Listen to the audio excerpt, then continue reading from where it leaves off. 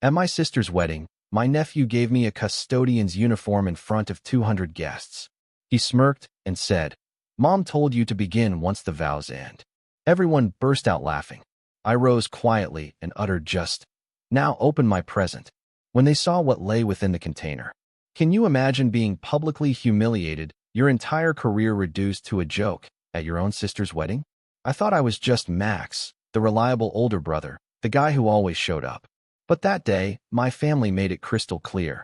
To them, I was nothing more than the help. I'm Max, 33. The older brother, the quiet uncle, the guy everyone calls when there's a mess. And I mean that literally. I own a cleaning company, 2 vans, 12 employees, and a calendar booked solid for months. I don't drink on weeknights because I'm up at 5:30 a.m. I keep spreadsheets for fun. I'm the one who always brings extra batteries, tape, aspirin, stain remover. And yeah, I'm also the one my family calls the help. Not to my face, usually. The day of my sister Lena's wedding, I was the first sibling at the venue. Old habits die hard, you know? I checked the bathrooms, shook hands with the manager, and dropped off a small gift box at the card table. Simple white paper, elegant black ribbon. Then I settled into my seat, second row, near the aisle, just minding my own business. That's when my 8-year-old nephew, all toothy grin and suspenders, walked up to me. In his hands, folded over his arm, was a Navy janitor uniform. My company's name, Clean Max Services, was stitched across the chest in white thread. It was like a joke. He held it up and yelled, loud enough for everyone to hear, "Uncle Max, Mommy said you can start after the vows." Laughter rippled through the room. Not gentle, amused chuckles. This was real, mean laughter. From my aunt, a cousin, even the groom's friends who'd never met me until that second. The DJ actually turned down the music so everyone could hear the punchline. My mother looked away. My father? He just smirked. Lena, though, she didn't look away. She watched me, her expression flat, almost satisfied. Like she'd finally said out loud what she really thought of me. I stared at that uniform. The same cut we buy for our night crew, the same cheap zipper, the stiff collar. It was my size. "Put it on," my uncle called out, trying to turn it into a moment for the cameras. I stood up. Not fast, not dramatic. Just stood. I didn't reach for the uniform. I didn't look at Lena or my parents. I turned to my nephew, keeping my voice as level as I could. "Buddy, thank you for bringing that. Now, do me a favor." He blinked. "What?" "Go tell your mom to open my gift." The room went absolutely silent. The kind of quiet you feel in your teeth. I pointed at the card table, at that white box with the black ribbon. "Tell her I said, open it now." He looked uncertain for a second, then he ran. The laughter had stopped. Like someone pressed a mute button on the entire room. I could hear the AC kick on. The florist's ladder creaked somewhere behind a drape. I sat back down, hands steady, breathing slow. I could feel the heat in my face, the sharp edge of humiliation, that little boy inside me wanting to defend himself. But I didn't explain anything. I just waited. For them to see what was inside the box. See, I didn't grow up rich. We grew up, make it look good. My parents cared about appearances like it was a religion. Stains were a sin. That was fine, as long as your shoes squeaked new. I started working early. Janitor at the YMCA at 16. Night crew at a hotel at 18. I liked turning chaos into order. It made sense to me. Mops don't lie. Floors either shine, or they don't. By 27, I'd built Clean Max Services from the ground up. Word of mouth, small contracts, restaurants at 2 a.m., office floors before sunrise. When COVID hit, we nearly folded. But I kept the team on payroll anyway. Burned through savings. Took the van myself. We survived. My chest still tightens when I pass those months on my calendar. My family. They liked the survival story. They liked showing me off to neighbors. Our Max owns a company. But at home, I wasn't Max, the owner. I was Max who could swing by with the carpet extractor. I was free labor, wrapped in family language. "Sweetheart, could you just do the house before the party? You're so fast. Bro, bring your guys after the baby shower. I'll pay you with pizza." "Max, don't be so dramatic. It's family." There were bigger things, too. When my sister flamed out of her dental hygienist program, I co-signed her car so she could get to a job. When she missed payments, I made them. When our dad borrowed my company card for a quick emergency, I ate the charge. When my mom asked me to deep clean grandma's condo to help with the sale, I did it between jobs and sent no invoice. Every time I set a boundary, I got the same lines. You think you're better than us? You only care about money. Wow, you forgot where you came from. Last spring, Lena announced her wedding date in the family chat with 20 exclamation points. Right after that, a text only to me. We'll need your team day before, day of, and day after. You know the drill. I typed, I'll give you a friends and family quote. My thumb hovered. I erased friends and family. I wrote, I'll send a proposal with a discount. She replied with a single word, hilarious. I sent the proposal anyway. It was lean. Supplies at cost. Labor marked down 40%. I attached a formal contract, too, so I'd be covered with the venue. She didn't sign it. She didn't answer. 2 weeks later, my mother called me on speaker with Lena in the room. Max, my mother said, her voice tight. It would mean a lot to your sister if you just did this. Like a gift, Lena added, sugar thick. I already bought a gift, I said. There was a pause. Then Lena again. No offense, but your gifts are usually practical. We're doing black tie. The least you can do is make sure everything stays spotless. The venue has custodial staff, I pointed out. Max, my mother's voice, now a warning. You know, staff don't care like family. Translation, free. I told them I'd sleep on it. I didn't sleep. I ran numbers. If we took the wedding, we'd be cleaning until 3 a.m., then back by 6 a.m. We had 3 restaurant contracts that weekend. My crew would be wrecked. Overtime, breakage, fuel. And beyond all that, the sheer disrespect. The casual assumption that my job isn't real. At 4:15 a.m., I emailed Lena again. Comp direct. I restated the proposal with one change. Full prepayment by the week before the wedding. No exceptions. If we don't have a signed contract and payment by Friday, I wrote, we are unavailable. She read it. She didn't respond. Friday came. Nothing. I booked my crew elsewhere. 3 days before the wedding, I got a text from my dad. We took care of it. You're doing Saturday. Don't start trouble. My stomach dropped. I called the venue. The manager said, we have a verbal confirmation from your sister that your company will handle all cleaning. She gave us your business name and copied your logo from your website for the day of binder. Did she sign anything for us? I asked, keeping my voice from shaking. No, he said. But frankly, we're relieved. Our regular attendant is out. Relieved is not legally binding, I stated. He cleared his throat. If your team is not coming, we need to know. My team is not coming, I said. There was a long pause. Understood. I'll find someone else. That night, the family chat lit up. Screenshots. Passive-aggressive jokes. A meme of a guy in a janitor uniform saluting. My cousin. At least he's finally doing something useful at a wedding. My aunt. A joke about me doing what I'm good at, as if my work was all I was. My dad's contribution. Max loves to feel needed. I typed nothing. I put my phone face down. Instead, I opened a folder on my laptop labeled Family. Old invoices, bank statements, Zelle transfers, the car payments I'd made for Lena when she forgot. The 0% credit card I'd opened to help my parents float a month that turned into a year. The $2,100 in supplies I'd ordered for Grandma's condo. The emergency charge my dad never repaid. A TV. I'd seen it. I sorted dates. I added notes. I printed everything. I slid the stack into a black folder. Then I wrote a letter. Not angry. Not cruel. Just simple language. It said boundaries. It said numbers. It said no more. It said you owe me. Not an emotion. In dollars. It said pay me back or I file. File what? Not a lawsuit. Not yet.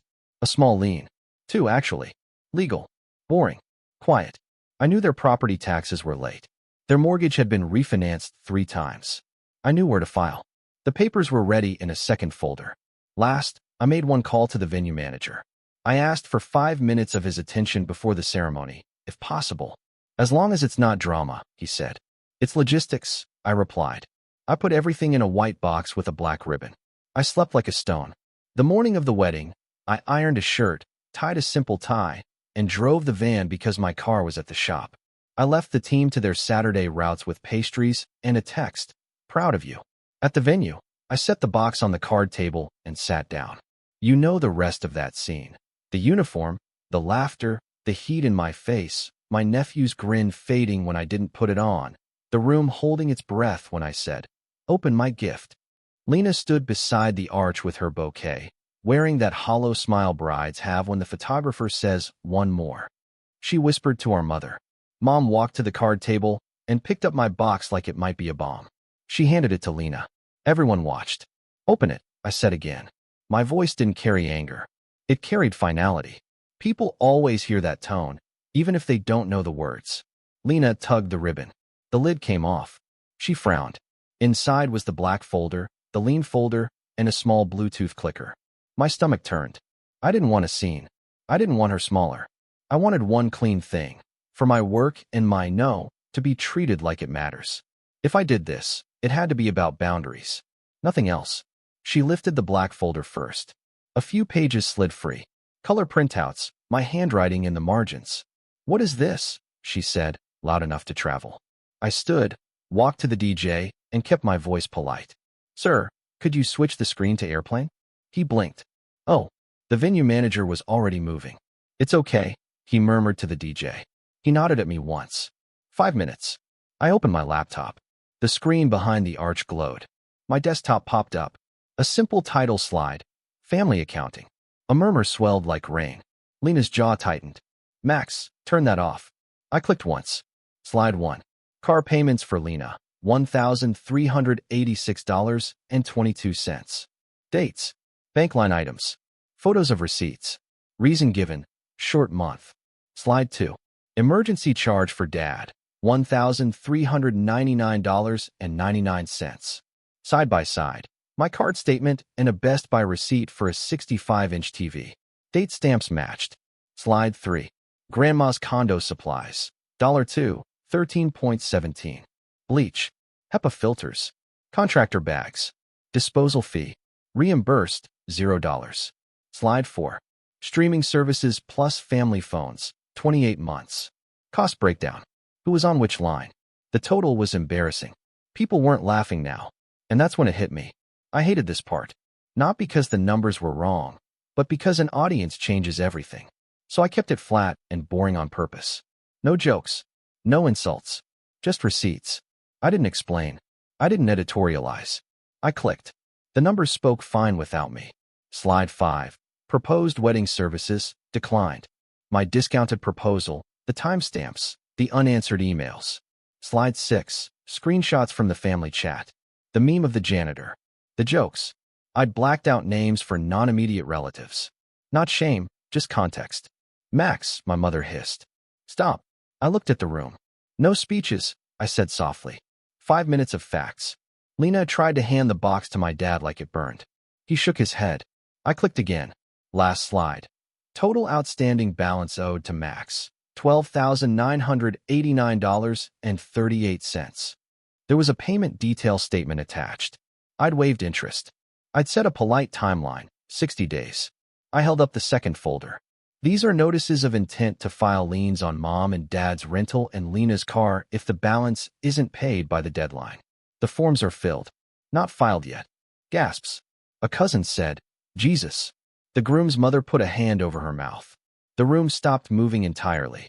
Lena's face went chalky. "You're extorting me at my wedding." I met her eyes. "I'm setting a boundary at my sister's wedding because you tried to make me your staff at my sister's wedding." She opened her mouth, closed it, then chose a different attack. "You're doing this for attention. You always wanted to be the main character." "No," I said. "I want to be left alone." "That's different." She threw the clicker at my feet. "You're ruining my day." I nodded once. "Let me be perfectly clear, so we don't have to talk about this again." I faced the room. I am not cleaning this venue. I am not sending my team. I am not the backup plan. I am not a bank. I am not a subscription service. And I am not the joke. I pointed at the uniform in the chair. "Put that in the trash." Silence. Then the first ripple. The venue manager stepped forward, calm and professional. "For the record, cleaning will be handled. We've brought in another crew." He glanced at me, then back at Lena. "They're already on standby. Paid." I hadn't arranged that. He had. He looked at me like a man who has seen this movie before. My nephew's small voice cut through the stillness. "Mommy, did Uncle Max do something wrong?" Lena swallowed, eyes glossy. "He made a mistake." I crouched to my nephew's level. "Buddy, adults sometimes forget to say please and thank you. That's all. It's not your fault." He nodded, unsure. I straightened. I closed my laptop. I picked up the white box lid and tucked the folders back inside. I didn't look at my parents. I didn't need to. I felt their rage like heat lamps. I walked back to my seat and sat. My hand shook now. Late. Adrenaline is always late. The officiant cleared his throat. Shall we begin? Lena's smile returned, shaky. The ceremony started. They said vows. They kissed. People clapped. The day stuttered forward like nothing had exploded, but something had. The reception was a polite war. My mother cornered me at the bar. How dare you humiliate your sister? I could have enjoyed that moment. I didn't. I felt tired, and honestly, embarrassed too, because this shouldn't have needed a public room to become real. But private talks kept turning into nothing, and I wasn't doing nothing anymore. I sipped my water. How dare you use an 8-year-old to humiliate me? She blinked fast. It was a joke. No, I said. It was a message. She leaned in. We raised you. We wiped your nose. You wouldn't have that company without us.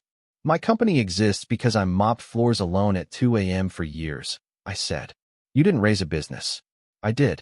My father joined, jaw tight. Take those slides down. They're already down, I said. He jabbed a finger toward my chest. You file anything against me, and that's it. You're out. No holidays. No birthdays. Don't call when you need help. I haven't asked you for help since I was 19, I said. And I won't start now.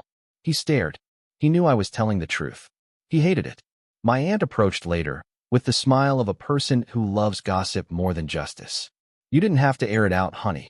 Family business is family business. Family business is business when you send me a bill for a napkin holder, but expect me to refinish your deck for free, I said. She blinked. Her smile didn't reach her eyes. You've changed. I grew up. The groom's parents found me. The bride's mother put a hand on my arm.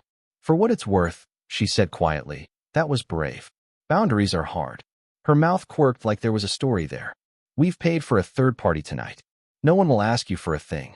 Thank you, I said, and I meant it. My crew texted me pictures from their routes. Bathrooms shining. A note a bar manager left them. Best team in the city. I felt a knot in my chest loosen a little. My world is not this ballroom. My world is vans, checklists, and sweat. That world makes sense. At 9:30, my cousin Sam slid into the chair next to me with 2 plates of cake. He's the quiet kind. You okay? I shrugged. I will be. He nudged a plate toward me. Good, because I think you just changed how this family works. He wasn't wrong. People sat a little straighter around me after that. Some avoided my eyes. Some made a point to say hello, like they wanted to be on record. One of Lena's bridesmaids, who I'd never met, leaned in with a whispered "good for you," and slipped away. Lena avoided me until the bouquet toss. Then she stormed over, her veil snagging on a chair. You owe me an apology. For what? I asked. For ruining my wedding. I didn't ruin your wedding, I stated calmly. I declined to be free labor and showed you a calculator.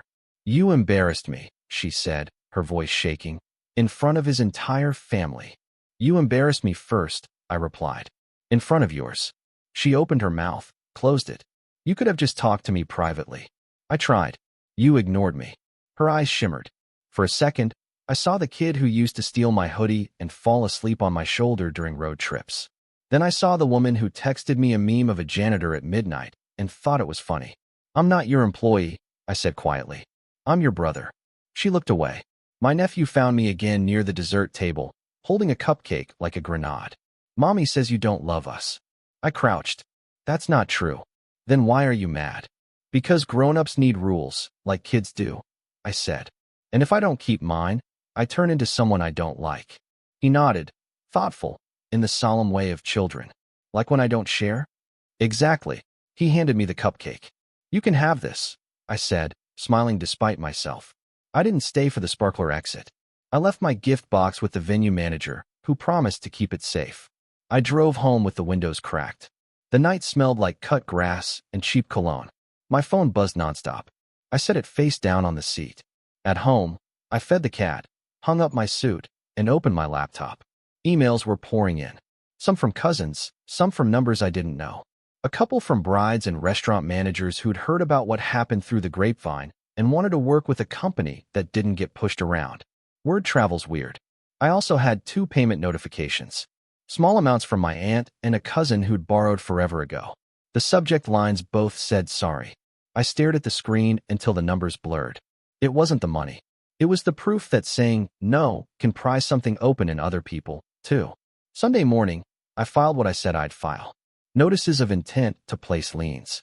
Not liens yet. A line in the sand on paper. I emailed copies with a cover note. This is not personal. It's accounting. My mother replied 30 minutes later with a single sentence. You are killing me.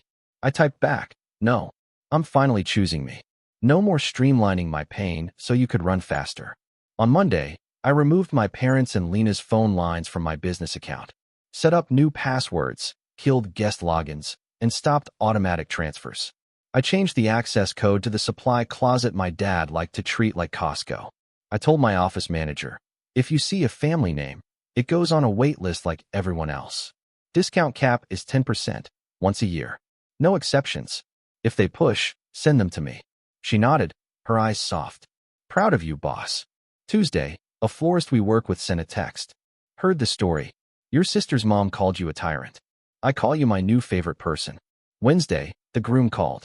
Not Lena, the groom. His voice was careful. We've been going through the slides. Some of those debts. I didn't know. That's between you and your wife, I said. I just wanted to say, he paused. I want to make it right. For our part, I'll send what we owe for anything we actually used. I won't speak for your parents or Lena's personal stuff, but the wedding-related costs? We'll cover. Okay, I said. You have the QR code? He huffed out a laugh. Yeah, man. You really put a QR code at the wedding. Old habits, I said. He sent $1,900 that afternoon. Supplies, overtime hours I'd reserved before Lena ghosted. I hadn't expected it. I appreciated it. By Friday, the family chat was quiet. Then one message from my dad. Your mother is crying. I didn't respond. Saturday, my nephew's dad texted a photo. My nephew had tied my company's baseball cap to a stuffed octopus. He'd written on a sticky note, for Uncle Max, the boss. He'd drawn a mop. Thank him for me. I sent back. Proud of you, my brother-in-law wrote. Short, private, risky for him. He's usually Switzerland. I stared at that text longer than I should have. Boundaries change the map. Sometimes people surprise you by stepping onto your side. Sometimes they don't. You learn to live with both.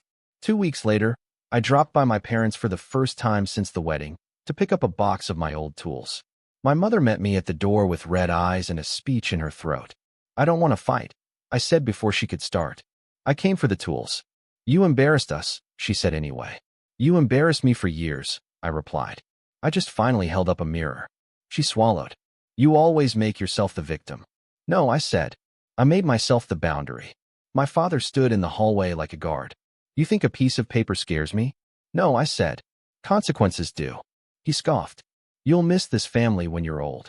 I'll miss a family I never had, I said. Not this version. I picked up the toolbox. Heavy. Familiar. I paused, because I wanted to say it right. I'm not angry anymore, I said. I'm done. Done with what? My mother snapped. Being useful first, and a person second. On my way out, my nephew peeked from behind the couch and waved. I wiggled my fingers back. Love can be simple when you aim it at the right size. In the van, the air smelled like lemon cleaner and coffee. My phone buzzed with a new contract inquiry. I smiled. The world is big when you stop shrinking. That night, after my last walkthrough, I sat on the concrete step behind a restaurant and listened to the hum of compressors and late traffic. My hands were still. My mind, too. People think victory feels like fireworks. For me, it felt like a locked supply closet with only my code on it. It felt like declining a quick favor and not explaining why.